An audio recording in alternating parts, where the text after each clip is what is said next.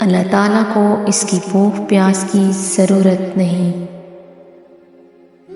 قرآن مجید میں اللہ تعالیٰ نے ارشاد پاک فرمایا ہے، اے ایمان والو، تم پر روزے رکھنا فرض کیا گیا ہے جس طرح تم سے پہلے لوگوں پر روزے رکھنا فرض کیا گیا تھا تاکہ تم متقی بن جاؤ۔ روزے کا مطلب کسی چیز سے روکنا اور اس کو چھوڑ دینا ہے، اور جب کوئی مومن ثواب کی نیت سے طلوع فجر سے لے کر غروب آفتاب تک کھانے پینے کو اور جنسی خواہش کو چھوڑ دیتا ہے اور اپنے آپ کو تقوی کے حصول کے لیے تیار کرتا ہے تو شریعت میں اسے روزہ دار کہا جاتا ہے۔ ہر روزہ دار کے لیے درست نیت اور سچی شرط لازمی ہے۔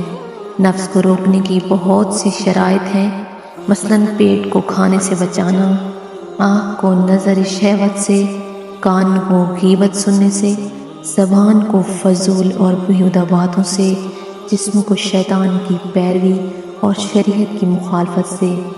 صرف ان شرائط کی پورا ہونے کی صورت میں روزہ درست ہے۔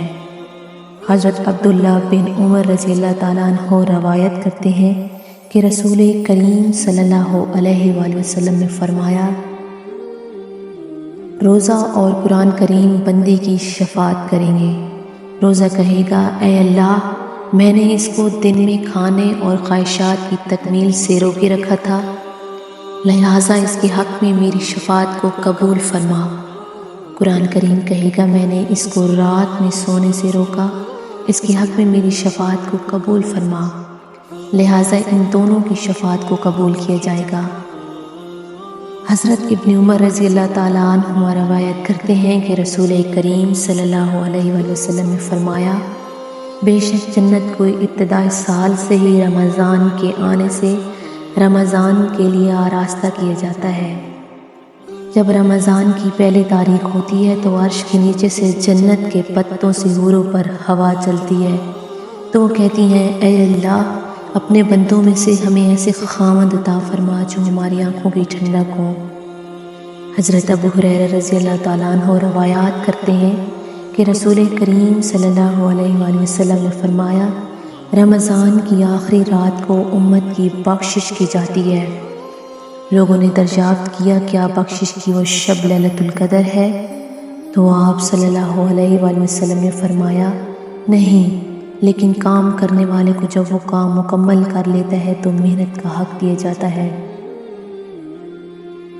حضرت سعد رضی اللہ تعالیٰ عنہ بیان کرتے ہیں کہ رسول کریم صلی اللہ تعالیٰ علیہ وآلہ وسلم نے فرمایا، جنت میں ایک دروازہ ہے جس کا نام ریان ہے، اس دروازہ سے قیامت کے دن روزہ دار داخل ہوں گے، ان کے علاوہ کوئی اس دروازے سے داخل نہیں ہوگا۔ کہا جائے گا کہ روزہ دار کہاں ہے؟ پھر روزہ دار کھڑے ہو جائیں گے، ان کے علاوہ اور کوئی اس دروازے سے داخل نہیں ہوگا۔ ان کے داخل ہونے کے بعد اس دروازے کو بند کر دیا جائے گا اور کوئی اس میں داخل نہیں ہوگا۔ جب رمضان کا مہینہ آتا ہے تو آسمانوں کے دروازے کھل جاتے ہیں اور جہنم کے دروازے بند کر دیے جاتے ہیں اور شیاطین کو جکڑ دیا جاتا ہے۔ حضرت ابو ہریرہ رضی اللہ تعالیٰ عنہ بیان کرتے ہیں کہ جس نے حالت ایمان میں ثواب کی نیت سے لیلۃ القدر میں قیام کیا، اس کے پہلے گناہ بخش دیے جائیں گے، اور جس نے حالت ایمان میں ثواب کی نیت سے روزہ رکھا، اس کے پہلے گناہ بخش دیے جائیں گے۔ حضرت ابو ہریرہ رضی اللہ تعالیٰ عنہ بیان کرتے ہیں کہ نبی کریم صلی اللہ علیہ وآلہ وسلم فرماتے ہیں، جس نے جھوٹی بات پر عمل کرنا نہیں چھوڑا تو اللہ کو اس کے کھانا پینا چھوڑنے کی کوئی حاجت نہیں۔ ایک اور جگہ حضرت ابو ہریرہ رضی اللہ تعالیٰ عنہ بیان کرتے ہیں کہ رسول کریم صلی اللہ علیہ وآلہ وسلم نے فرمایا، اللہ تعالیٰ فرماتا ہے کہ روزے کے سوا ابن آدم کا ہر عمل اس کے لیے ہوتا ہے۔ روزہ میرے لیے ہے اور میں ہی اس کو جزا دوں گا۔ روزہ ڈھال ہے، اور جب تم میں سے کوئی شخص روزہ سے ہو تو وہ نہ فحش باتیں کرے، نہ شور و غل کرے، اور کوئی شخص اس کو گالی دے یا اس سے لڑے تو وہ یہ کہہ دے کہ میں روزہ دار ہوں، اور اس ذات کی قسم جس کی قبضہ قدرت میں میری جان ہے، روزہ دار کی منہ سے بو اللہ کے نزدیک مشک سے زیادہ پسندیدہ ہے۔ روزہ دار کے لیے دو خوشیاں ہیں، ایک خوشی افطار کے وقت اور ایک خوشی اپنے رب سے ملاقات کے وقت ہوگی۔ اس وقت وہ اپنے روزے سے خوش ہوگا۔ حضرت عبداللہ بن عمر رضی اللہ تعالیٰ عنہ بیان کرتے ہیں کہ نبی کریم صلی اللہ علیہ وآلہ وسلم نے وصال کے روزے رکھے تو صحابہ نے بھی وصال کے روزے رکھے۔ ان پر یہ روزے دشوار ہوئے۔ آپ صلی اللہ علیہ وآلہ وسلم نے ان کو منع فرمایا تو صحابہ رضی اللہ عنہم نے کہا، یا رسول اللہ صلی اللہ علیہ وسلم، آپ بھی تو وصال کے روزے رکھتے ہیں۔ آپ نے فرمایا، تم میں میری مثل کون ہے؟ مجھے تو کھلایا جاتا ہے اور پلایا جاتا ہے۔ حضرت ابو ہریرہ رضی اللہ تعالیٰ عنہ بیان کرتے ہیں کہ رسول کریم صلی اللہ علیہ وآلہ وسلم نے فرمایا، جس شخص نے رمضان کا ایک روزہ بھی بغیر عذر یا بغیر مرض کے چھوڑا تو اگر وہ تمام طہر یعنی سال بھر میں روزے رکھے گا تو اس کا کوئی بدل نہیں ہوگا۔ حضرت ابو سعید خدری رضی اللہ تعالیٰ عنہ بیان کرتے ہیں، رسول کریم صلی اللہ علیہ وآلہ وسلم نے فرمایا، جو شخص ایک دن اللہ کی راہ میں روزہ رکھتا ہے، اللہ تعالیٰ اس کے چہرہ کو جہنم سے 70 سال کی مسافت دور کر دیتا ہے۔ حضرت ابو ہریرہ رضی اللہ تعالیٰ عنہ بیان کرتے ہیں کہ رسول کریم صلی اللہ علیہ وآلہ وسلم نے فرمایا، یہ 5 نمازیں، ایک جمعہ سے دوسرے جمعہ اور ایک رمضان سے دوسرے رمضان، ان کے درمیان ہونے والے گناہوں کا کفارہ ہے، جبکہ گناہ کبیرہ سے بچا جائے۔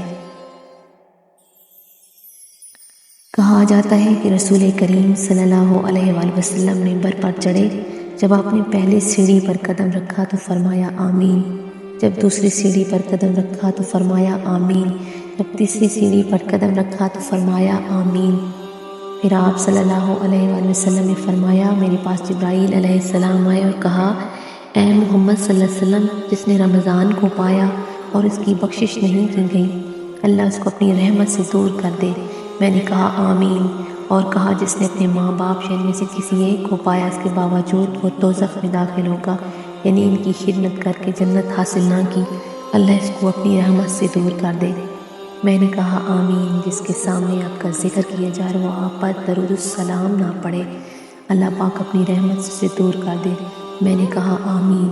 الصلاۃ والسلام علیک یا رسول اللہ، الصلاۃ والسلام علیک یا حبیب اللہ۔ محترم ناظرین، اللہ رب العزت سے دعا ہے، اللہ پاک ہم سب کو رمضان الکریم کے تمام روزے رکھنے کی توفیق عطا فرمائے اور اپنے پیارے نبی حضرت محمد مصطفیٰ صلی اللہ علیہ وآلہ وسلم کو درود السلام پڑھنے کی توفیق عطا فرمائے۔ روزانہ کے معمول میں اپنے پیارے نبی حضرت محمد مصطفیٰ صلی اللہ علیہ وآلہ وسلم پر درود السلام پڑھا کریں۔ درود السلام پڑھنے سے آپ کے بہت سارے مسائل حل ہو جاتے ہیں، آپ کی پریشانیاں اور آپ کی تکالیف دور ہو جاتی ہیں، اور اس کے ساتھ ساتھ آپ ثواب بھی کما رہے ہوتے ہیں۔ اللہ تعالیٰ کو بہت پسند ہے وہ شخص جو اس کے پیارے محمد صلی اللہ علیہ وآلہ وسلم پر درود السلام بھیجتا ہے۔ اس لیے آپ بھی حضرت محمد صلی اللہ علیہ وآلہ وسلم پر روزانہ کے معمول میں تھوڑا سا بھی صحیح درود السلام لازمی بھیجا کریں۔ جزاک اللہ خیرا کثیرا۔